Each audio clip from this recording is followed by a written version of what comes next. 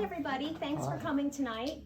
I'm Dee Dee Costella and I live here in Blue Ridge Summit, right off of Norwood Avenue, named after the Norwood family. I live on Maryland Avenue, right off of Norwood.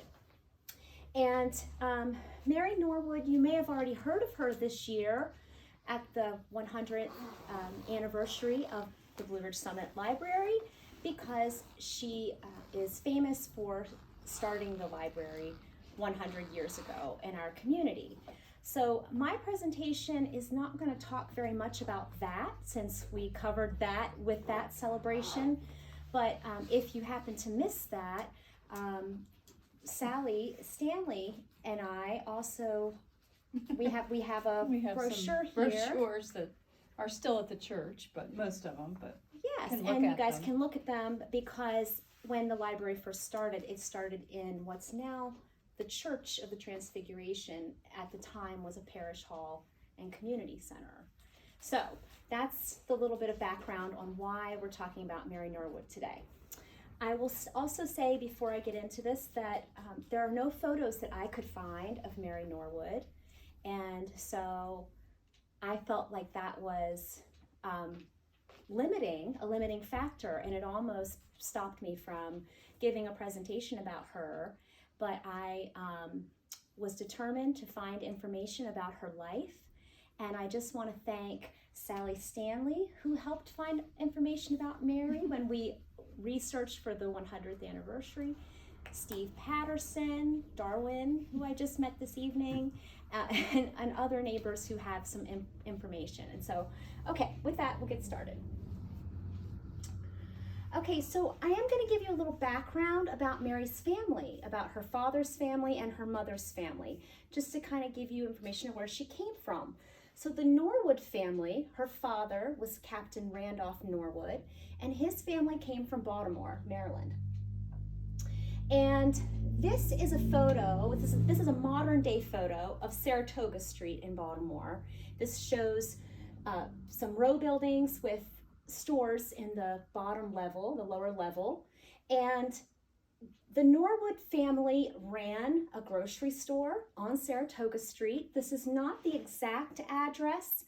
Theirs would have been just a few buildings down, but they're not there anymore.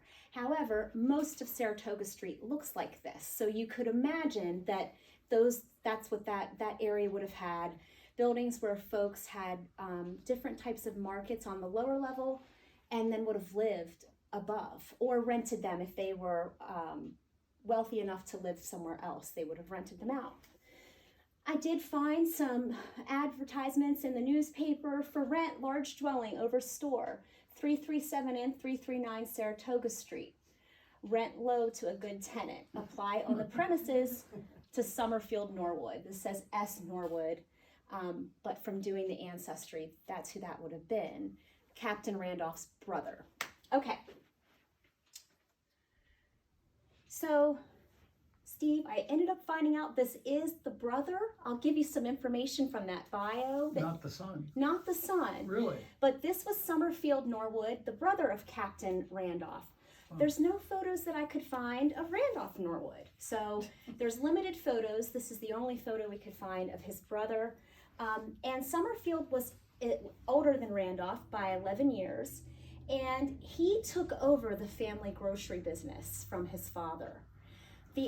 Randolph was one of 7 children, and in their younger years, they were a hardworking family. The boys were listed in the census as carpenters, bricklayers, and they worked in the grocery store as clerks, helping the family business. So when Randolph was young, he worked in the family business, and then he was a bricklayer. As he was trying to find his way in life, he decided to join the service, and I'll talk about this in a moment, but he started out joining in the Civil War. He joined in 1861, so the first year of the Civil War, and he joined the Union in the 1st Maryland Cavalry Regiment. And he started out as a 2nd lieutenant, and he did move up over the period of years that the Civil War was going on, he did move up and become a captain in that regiment. And then he was injured. He was injured during the Civil War. He had hemorrhage of the lungs, and also from some later documents, which I'll talk about and can pass out, he was shot in the face and survived that during the Civil War. This is a letter that he wrote asking to be relieved of duty because of his disability. He does say that his health is so much so as to render me unfit for duty, especially in the saddle, because he was in the cavalry. So this letter is what he wrote asking to be relieved, and then a doctor wrote another letter approving it, saying that he had, that he indeed was unfit for duty because of that. But that didn't keep him down for long, and he joined the second Regiment Cavalry of the United States. This is their logo, and toujours prêt, which means always ready.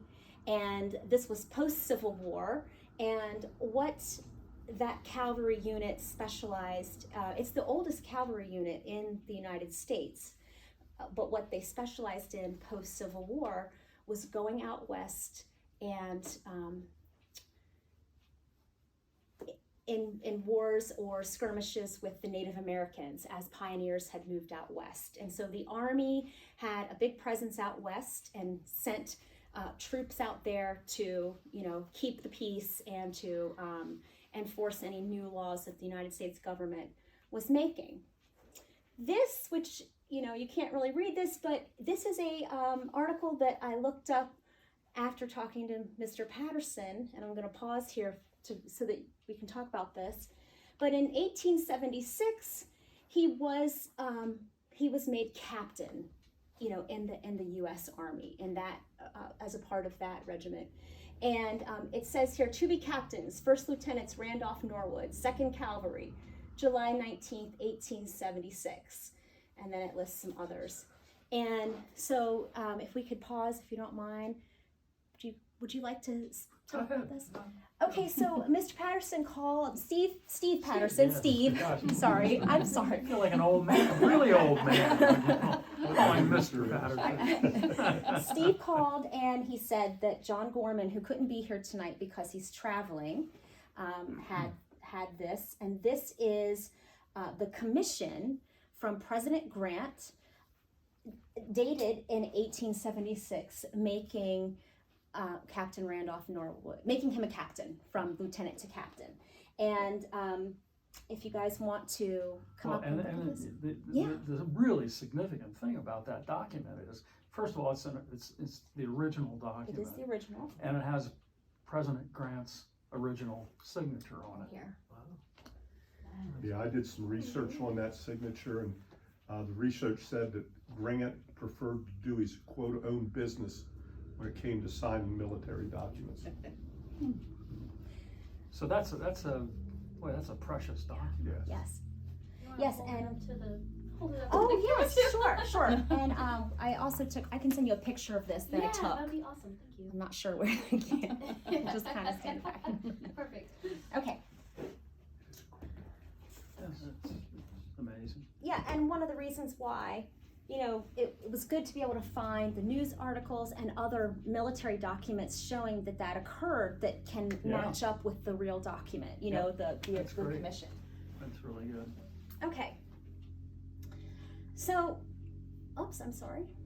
So, this is a modern day photo from Comus Creek, a Nez Perce battle out west. And there is a national historical site there that you can visit. So Captain Randolph, in the 2nd Cavalry, he was one of 3 companies. There were 3 companies that were out there. This was in 1877. And the 3 companies were supposed to go into the Nez Perce area, the Nez Perce tribes, and when they were going in, they were surrounded. They were flanked on all sides. 2 of the companies were able to escape, but Captain Norwood's company was surrounded. And so when they were surrounded there, they were unable to really get out and unable to do anything. And there were I did find some written testimony from a sergeant that served in that company underneath Captain Norwood. And the first shot that was fired, Lieutenant Benson was shot in the buttocks, went through, entered at his hip pocket and went through both his backside and out. He did survive, which was good. But then the sergeant next to him was terrified then, that somebody's been shot. And he said that another shot rang out and it hit the strap on his bag and his bag fell. And he said, a braver man than I would have gone back for the bag, but not I, right? Not I. So he didn't go back. And so that was a significant battle that you can still read about today and read about Captain Norwood's role in that, since his company was kind of left there and the other two companies retreated and got out. Luckily, the general was able to bring more troops in, reinforcement, and get Captain Norwood's company out safely. Okay, so now we're going to pause a little bit with Mary's father and talk about Mary's mother. Mary's mother was Annie Catherine Gebhardt, and she came from the Gebhardt family of Dayton, Ohio. They were a prominent family. The Gebhardts had come originally from Germany, but then Pennsylvania, and then they'd gone out west. So kind of interesting then that she made her way back east to a very close area in proximity to where the Gebhardts were when they were on the East Coast. So when she was born October 8th, 1883, and her father was a little bit older than her mother. He was 49 and her mother was 32. And she was born in Dayton.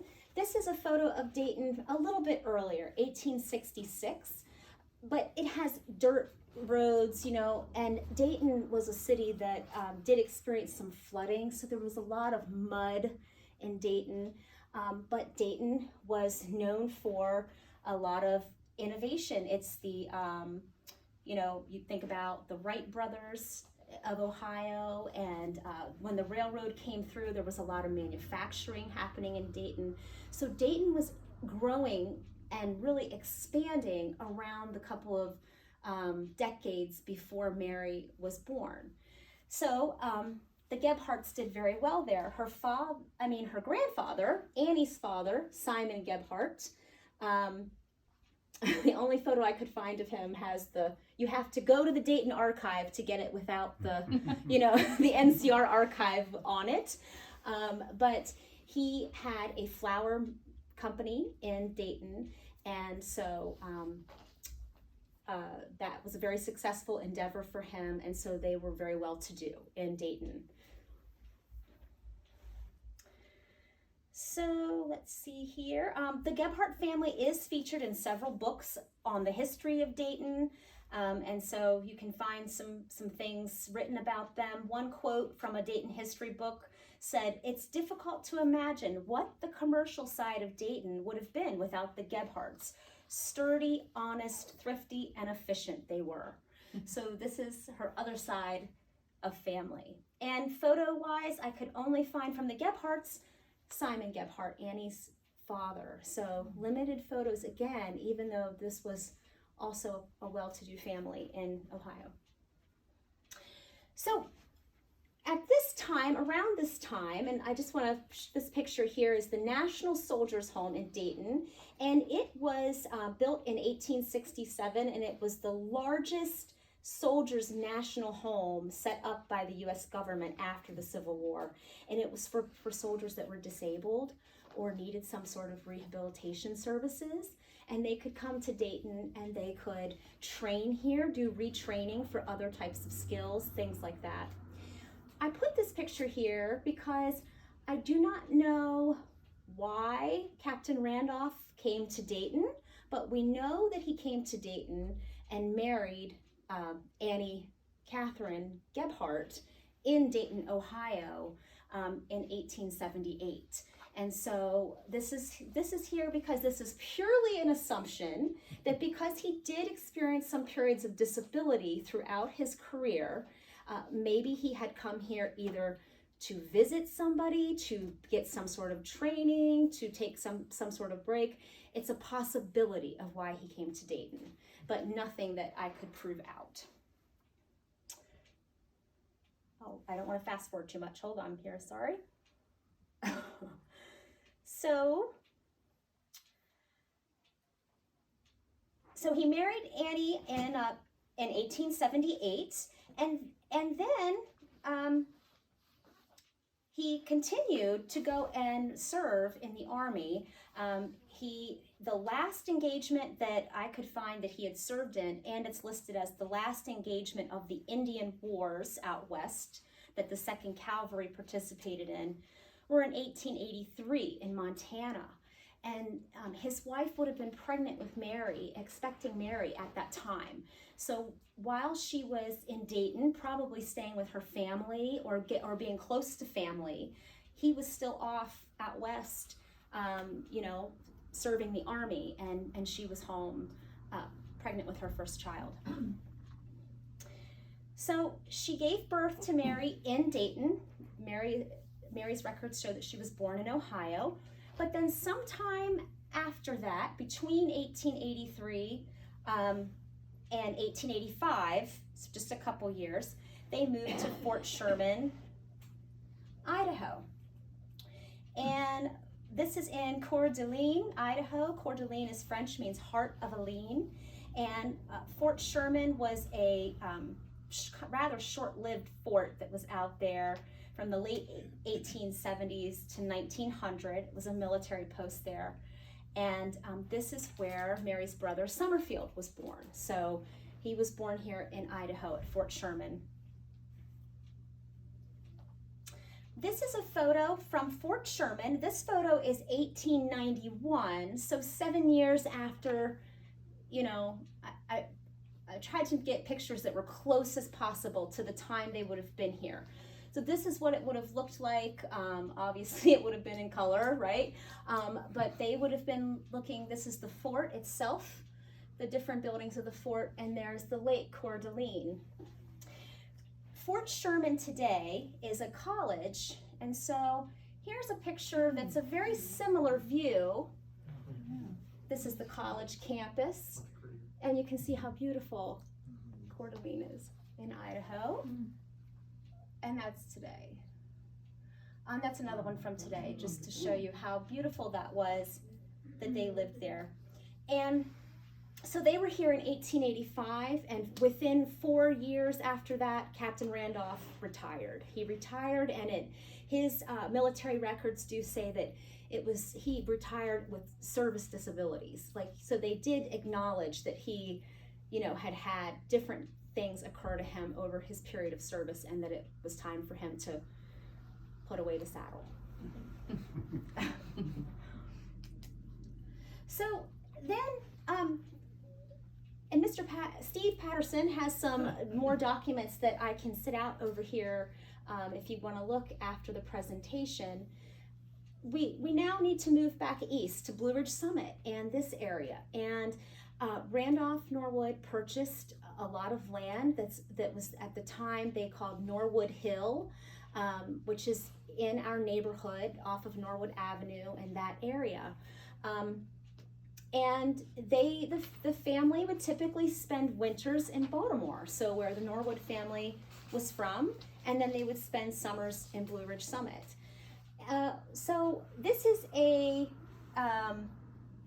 newspaper article from May of 1898. So, he retired 1889. Within a decade, they're back here. They're doing their thing. And the article says, Captain Randolph Norwood, United States Army and family of 529 North Charles Street have gone to Blue Ridge Summit for the season. This is a modern day photo of 529 North Charles Street. And at the time, so it's still there, At the time, it was called the Langham, and that was a building that took temporary boarders, or you could stay longer term, like have an apartment that you would take up residence in. And that's where they were staying that particular year. The view, when you look at this, and again, this is modern, you're looking this way, but if you could turn around and you could look this way from outside of their home that they were staying at, you would have seen this view. That looks familiar. This is Mount Vernon, and this is Charles Street looking north. So this is about the exact view they would have had, except for they were on this side of the street. So instead of the view being from this perspective, if you could just imagine the building is here. And this is what Mary would have been able to look at as a teenager and walk the gardens right here in Baltimore. So this is the Peabody Institute right here, which had opened the library and music hall and of course institute for college, university learning as well for music instruction and the arts.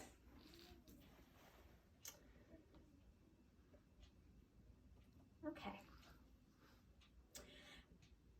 And a quote from the Peabody Institute: Mount Vernon was at the heart of Baltimore's metamorphosis in the 1800s and 1900s from a harbor city to a nationally prominent society of wealth and culture. So this was, they were right at the heart of that. So Captain Norwood, unfortunately, his retirement was short-lived and he died in 1901. Mary was 17 when her father died, and so then it would have been her mother, Mary, and her brother Summerfield were the remaining survivors of their family. Captain Norwood, he died in Blue Ridge Summit. His funeral and he was buried though in Baltimore. So his funeral was held in Baltimore, and he was buried in Baltimore. And we'll talk a little more about the cemetery where the family was buried at the end. In his will, an article referencing his will, it says, the will of Captain Norwood, late of Washington Township, was probated at the Register's office Tuesday. To the wife is given real and personal property as follows: 1/3 interest in J.F. Patterson and Company Sheep Ranch near Benton, Montana. Several lots in Idaho Territory. Also a note of $1,000 and some money in the Manufacturers Bank of Baltimore. So now it was up to Annie, his wife, to carry on and figure out how to make a living and how to make some money. And one of the things that I found was she did petition to get benefits because of his service disability, and she made a claim that his death, was caused because of the disabilities that he'd had serving. And if you guys want to look at these, and I can just pass them out if you want to, there were some reports where initially that was denied, and they go through some of his service disabilities, and I know I mentioned some, but just to really give you a little more, it said he was treated for various ailments in the regular service: headache, neuralgia, vertigo, rheumatism, exposure to excessive solar heat, probably from going out west, that was probably very hot out west. And of course, it was shown as well that he had suffered during the Civil War under treatment for hemorrhage of the lungs and gunshot wound of the face. So, they did find that his injuries were significant enough, and the Committee of Pensions did indeed honor her request after it had been denied, and she had to go through some things for her to get payment, survivor benefits or widow benefits. Excuse me, it's ironic, it seems to me at least, that if my understanding is correct, Emily Reed had the same fight on her hands in a different way at about the same time. Am I right about that? Yeah, The Sally, date I don't know, but yeah, she did go through that. Yeah. because when Sally and I talked about that, she mentioned that she remembered Emily Reed having the same scenario. So The poor Norwood women and Reed women and Blue Ridge I Summit, know. my God, they suffered. and But they were strong. they were, I hear and the it women looks up like there still suffer. and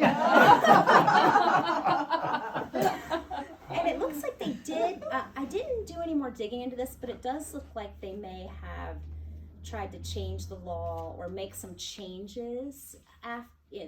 These reports, one's for the House of Representatives, one's a Senate report. So based on that, you can read in here that it says the report is adopted and the passage of a bill is recommended. So you can kind of read that they were thinking it's not just this one woman's story, but what can we do across the board? Let me just check the time because that's not quite right. correct. Hold on. Sorry. No, that's all right. It is fine. How long have I talked? Okay. You want me to I can pass pass. those? Yeah, we can just pass Okay. them out if you want. And you know what? Actually, we can here, pass hold these out too if you want. I can't Well, see it. we'll wait till we get to the. I'll wait till we get to the library part. Okay. Some other things that they did. Some other things that they did, and we'll talk about a little more. Is they were industrious women, and up here in Blue Ridge Summit, they had the Summerfield Hotel that they rented out, along with several cottages. One that they lived in the summers, and then others that they could rent out. So we will get to that. So after Captain Norwood died, Mary was only 17 when her father died, and so she finished school and she went to college. And she attended the State Normal School in Framingham, Massachusetts.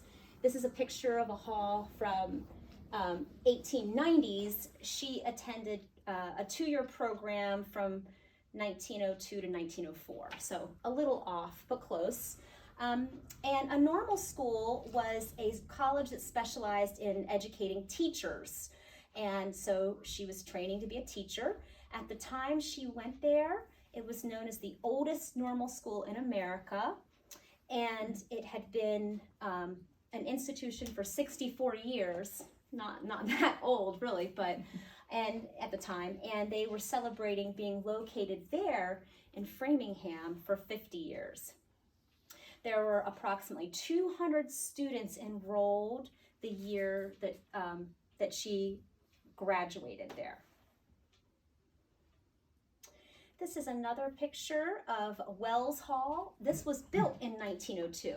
So there were some new buildings that would have been there when she got there. So that would have been, yes, it was the oldest normal school in the country, but also had some new buildings. They had some new programs in there, and so it must have been an exciting place for her to be. And this is a photo from not exactly when she was there, but again within the decade of her attending, that would have been an early dorm. This is from the Framingham, Massachusetts archives, the college archives. And so this is what her dorm would have looked like, and maybe what she would have looked like in the type of dress that she would have worn at that time. When she graduated in 1904, she came back to Blue Ridge Summit that summer, and she helped support a festival for Vacation Lodge to raise money.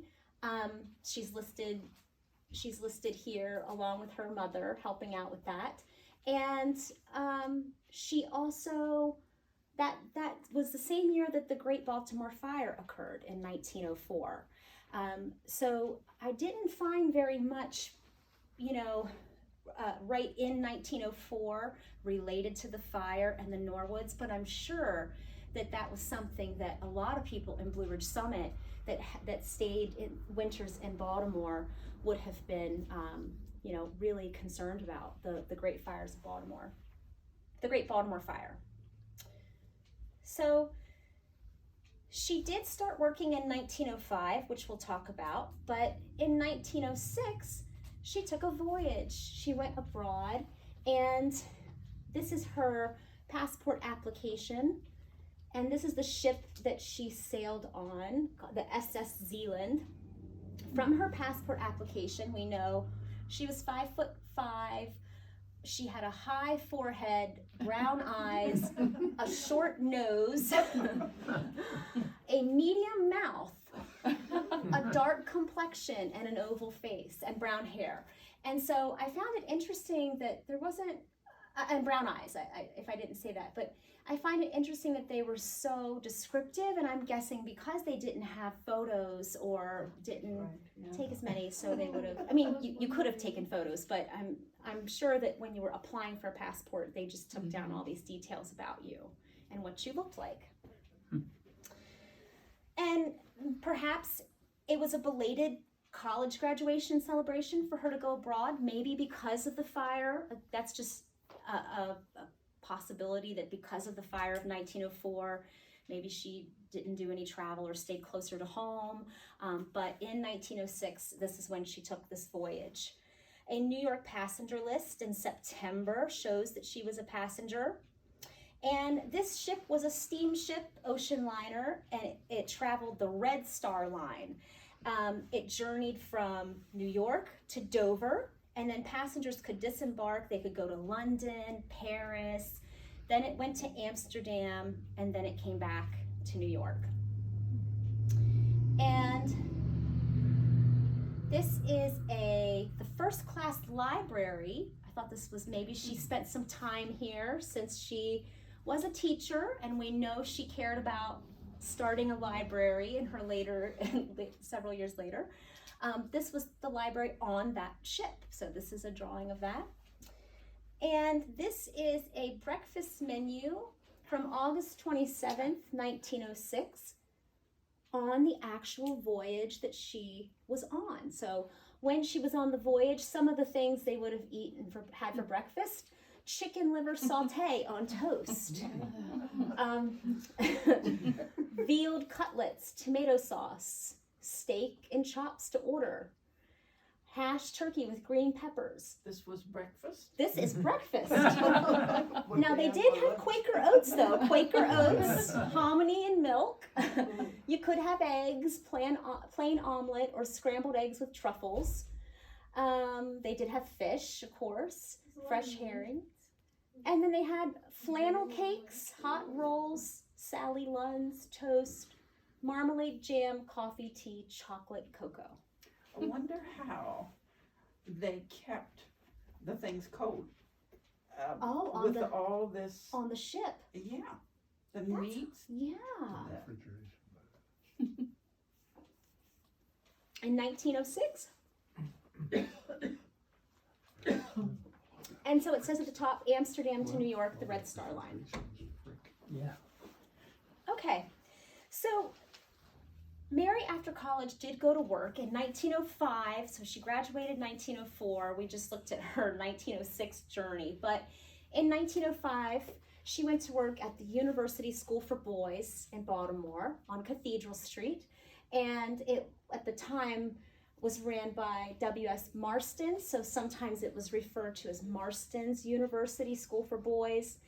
And it says this school provides a continuous course of instruction for boys from the earliest school age until they are ready for college. Application for admission may be made by letter. And you could get catalogs at any of the area bookstores about what the school had to offer. So that's how you would have learned more about it. This is an ad from 1905 when she started working there. This is a modern picture of the building today. There are two buildings that were a part of the school. This was the main building, and there was a gymnasium as well. This is now medical offices in Baltimore. And this is a picture, undated, not from 1905, probably with the cars. I'm not sure, but this was on the medical organization that is there now. They had some archival photos of what that building used to look like. So she worked there from 1905 to 1909, 4 years, and then the next time that we have record of where she worked was the Tome School. This Sally had also, we had looked at this when we did our research. And the Tome School was started by a Port Deposit, Maryland philanthropist and wealthy man. And his name was Jacob Tome, and he wanted a place that would have be affordable, and people of all income levels would be able to go there, and it would provide a wonderful education. And so it was called Maryland's Great Training Place for Boys. And it was on a sprawling campus, big beautiful buildings, and all of the best of the best. This was 11 years old when she started working there. So again, relatively a newer, place to be working. This is a picture of the campus, an aerial view today, just to show you kind of the beautiful, sprawling campus. And What is it today? so it is still the Tome School, but they've moved, they have buildings located, I guess, in an adjoining town, and they don't use, some of these buildings are abandoned now, but they still own that property. And where is this site? Port Deposit, Maryland. Wherever that is. Yeah, Baltimore. never, I think it's like near Baltimore. Yeah. And she was listed as a lodger in the census when she was around the time when she was working here. So she was, taking up lodging somewhere in Port Deposit to be close to the school. So, a couple other things. I know that by researching Mary, she did have some friends that would visit her in the summer. Miss Margaret Packard was a good friend of hers and was her guest at Summerfield, which we'll see here in a few. Many summers Margaret Packard came here. So They go down and it says Mrs. Crawford and Mrs. Crawford of North and the Mrs. Crawford of North, Mrs. Crawford and the Mrs. Crawford of North Calvert Street, Baltimore are spending 3 months at Traymore Blue Ridge Summit. This is kind of all their people. Crawford Avenue was named after them. That's an interesting thought too. I'm not sure if anybody knows the Crawford Avenue history.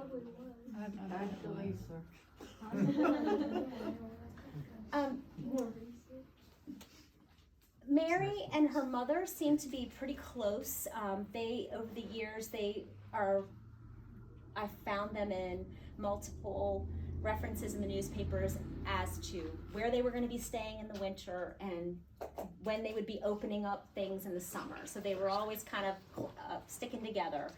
This is a place that they had stayed at in one of the winters in 1916 in Baltimore, the Rochambeau. And, it says here, Mrs. Randolph Norwood and Miss Mary Norwood have closed their house at Blue Ridge Summit and are at the Rochambeau, where they have taken an apartment. This building has since been torn down in Baltimore, and I think in 2005, something like that, but it was very controversial. Some people thought that it, had historical significance and didn't want it to be torn down. Wow. So then we get to Summerfield. So Summerfield Hotel was a place that people could come and stay, and a way for the Norwoods, for Mary and her mother to make some money. And these ads are from a little bit later, this from like the 30s, but you can see that Mary G. Norwood was managing and overseeing Summerfield at some point. Now, it did change hands over the years. It had been owned by Summerfield, Fairfax, Norwood, then it went to Annie, his mother, upon his death, and then to Mary. So it had, and Steve has some wonderful documents on the deeds and kind of how that all happened. But it stayed in the Norwood family until Annie died. She was the last one to die. Here's a photo of what a postcard of what Summerfield Hotel would have looked like. Oh, those were the days. And here's kind of what it looks like now. Yeah. Ugh. What's the exact location? So this is on Norwood Avenue. If you go down Norwood Avenue, and it kind of wraps around, and then it curves again, and you To can the see S it. curve. Sort of sits back. Yes, on the S curve. Yeah. Yes. So, oops. So that's Yeah, the. try to cost We like the original view. Yeah. Yeah, there's the original. And are the versus- cottages that are down behind now the ones that are referred to the previous slide? One. That she said she had for rent? The cottages, yes. So she had 3 cottages: Anstead, Tuck Inn, and the Orchard. Anstead was the stone house that they lived in, and that is on Norwood Avenue. And Just adjacent it's to just the hotel. it's right next to the hotel. Yes, Just and west of the hotel. yes, and the hotel. Well, now it's not a hotel; it's apartment buildings. You can walk. You can get out of your car at the entrance and you can walk around the building, and then it comes down a little drive that goes right across the drive, Tell me comes about out it. right across I get all the the house. cigarette butts in my Yeah. yard. Yeah. So It's not the same with all these porches. I That's good know porch. it's just not the same. Pretty. It's a shame. Okay, and then this is a picture of the parish house, and this is here so we could talk a little bit about Mary's connection to the library, of course. So this is Now, where. This is the Episcopal Church. Yes, that's right here. At the time, it was the parish hall and community center that anybody could come to.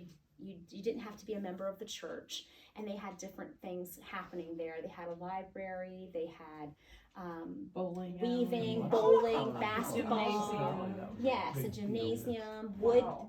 woodworking. Carvings, So lots of things there, because at the time there was a summer church for the Episcopal Church, and that's now changed. We did find some other things. This is where Mary gave a card party to raise money for the library. Blossom Reed did the same thing. That was all. And there were lots happening of at the things same for time. that. It's amazing. So Excuse me, ma'am, what is a card party? bridge, people would play bridge. Oh, like poker? Or They play play some. Maybe. They played something more refined. These were ladies that played bridge.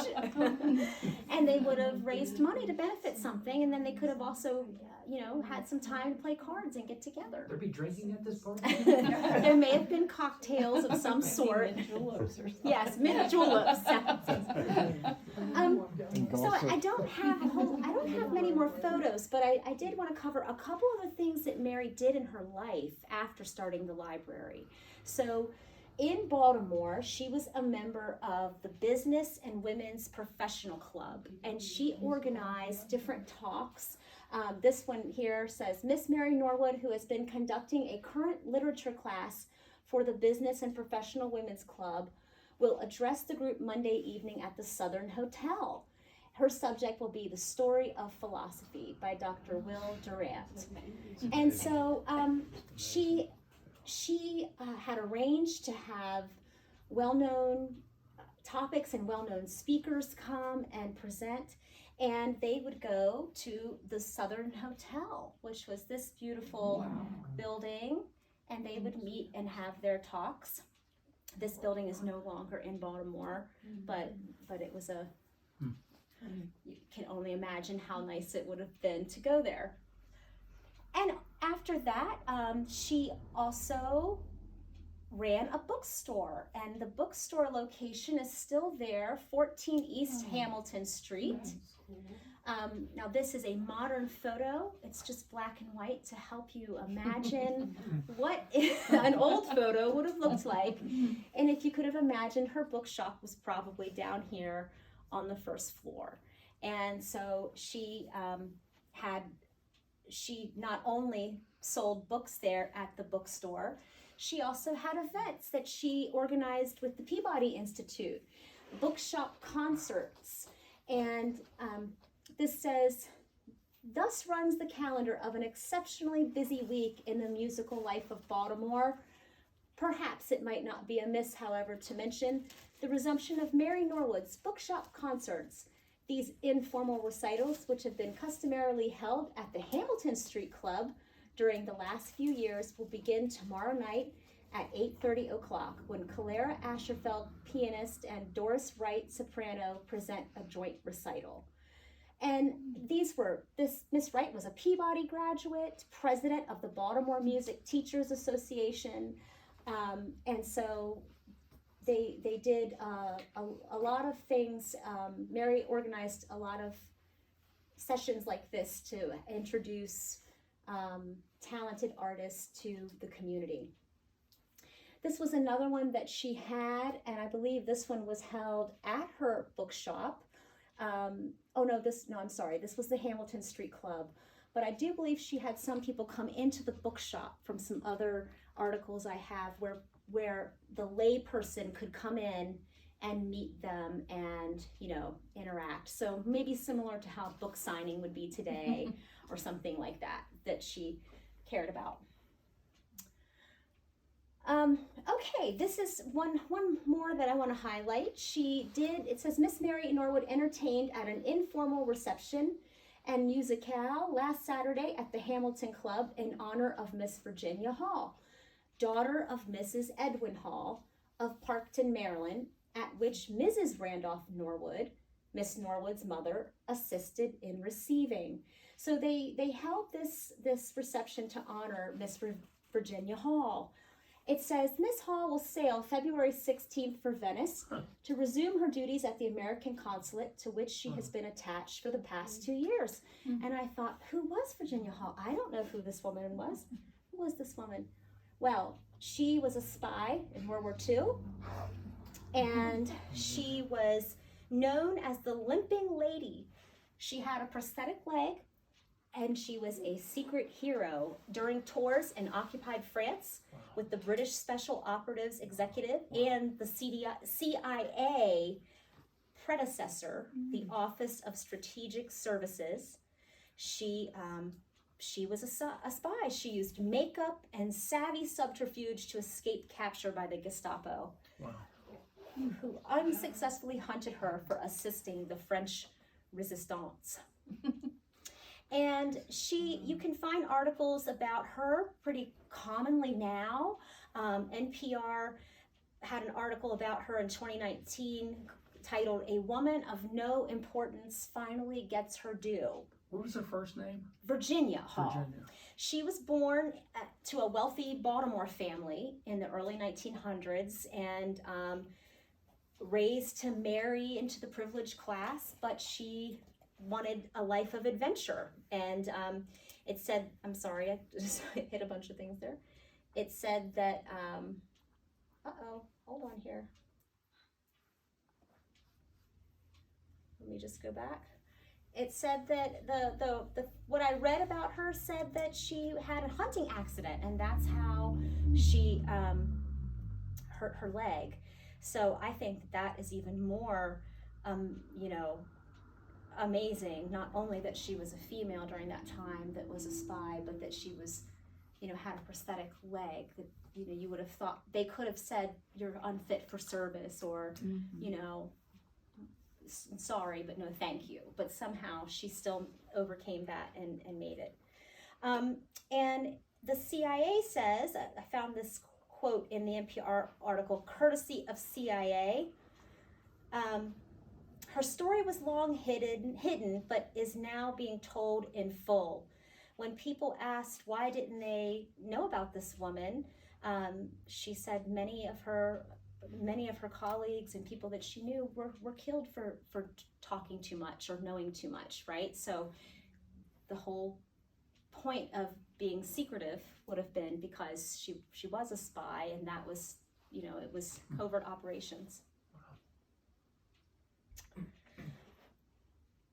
So this, Mary did pass away in 1943.